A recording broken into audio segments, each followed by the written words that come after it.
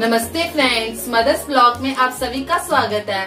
आज मैं रेसिपी लेके आई हूँ व्रत पर। जो लोग व्रत रखते हैं उनके लिए ये रेसिपी बहुत ही हेल्पफुल होगी।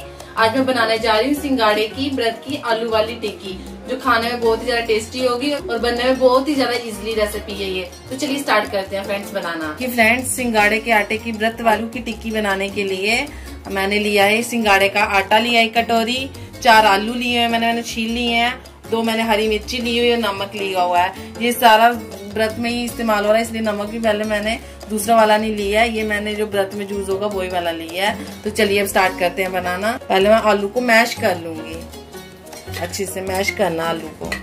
देखिए मैंने सारे आलू मैश कर लिए हैं। अब हम आटा डालेंगे। आटा आप अपने हिसाब से जितना आपको चाहिए आप उतना डाल सकते हो। मैंने 1 कटोरी लिया हुआ है क्योंकि मुझे 10-12 टिक्कियां बनानी है, इसलिए आप जितनी आपको बनानी है आप उतने हिसाब से अपना आटा डाल लीजिए। ये मैं मिला रही हूँ इसको। तो इसमें एक चीज का आपको ध्यान रखना है कि आपने पानी नहीं डालना है, धीरे धीरे इसका सॉफ्ट सा डो बनाना है। पानी नहीं डाला, हम नमक डाल लेते हैं, फिर डो बना लेंगे, फिर नमक मिलेगा नहीं हमारा। आप अपने स्वाद के अनुसार जितना आप खाते हो आप नमक डालो, और हरी मिर्ची भी डाल लेते हैं। देखिए मैंने हरी मिर्ची भी डाल लिया। अब हम इसको मिक्स कर लेंगे, एक सॉफ्ट सा डो बना लेंगे और बिना पानी जूस किए। बस ये याद रखना, पानी नहीं डालना आपने। ये देखिए मेरा सॉफ्ट सा डो बिल्कुल रेडी है, और ये आप ध्यान रखना कि मैंने पानी बिल्कुल इस्तेमाल नहीं किया है। चलिए अब हम इसकी छोटे छोटे बॉल्स बना के टिक्कियां बनाते हैं। देखिए मैं टिक्की बना रही हूँ, इसको अपने हाथ से बड़े आसान से बन जाएगी ये।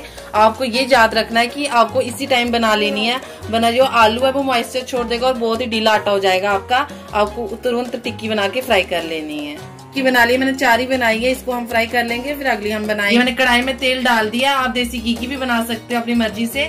तो ये मैंने लो फ्लेम पे तेल गरम कर रही हूँ। आपको लो फ्लेम में ही फ्राई करना है, तभी अच्छी क्रिस्पी बनेगी। ये देखिए जब तक ये फ्राई होती है हम दूसरी वाली बना लेते हैं। अगर आपका बनाते समय हाथ चिपक रहा है तो आप सिंगाड़े का आटा भी ले सकते हो हेल्प के लिए, या देसी घी भी ले सकते हो। हल्के थोड़ा ग्रीस कर ले अपने हाथ को। ये हमें दिख रहा है ना कि हमारी हो गई है नीचे से। अभी हम इसको पलटा लेते हैं, इजली बन जाती है। आप जरूर ट्राई करना व्रत में, और अगर आपको ये अच्छी लगी तो मेरे चैनल को जरूर सब्सक्राइब करना। हम इस साइड की ब्राउन होने देंगे। टिक्की फूल रही है ना ये टिक्की, ये बहुत ही फूलती है। इसको बड़े आराम से ऐसे आपको पलटाना फिर, और अब दूसरी साइड से भी आपको ऐसे ब्राउन करना है। और इसकी मेन खासियत ये है कि आपको गरम गरम ही खानी है, ठंडी का बिल्कुल मजा नहीं आएगा। जैसे आप परोसोगे वैसे ही खा लीजिए आप। ये देखिए बिल्कुल फुल रही है हमारी टिक्कियाँ। हमारी बन चुकी है बिल्कुल, और हमें फ्राई नहीं करना है।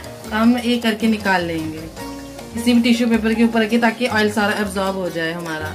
ये भी हमें सारी ऐसी डालनी है। अब इनको भी हमें मीडियम फ्लेम लो फ्लेम में ही रखना है। फुल में रखोगे तो ऊपर से पक जाएगी, अंदर से नहीं पकेंगी, इसलिए आपको हमेशा लो मीडियम में ही पकाना है इसको। ये देखिए मेरी बिल्कुल रेडी है जो मैंने बनाई थी टिक्कियाँ।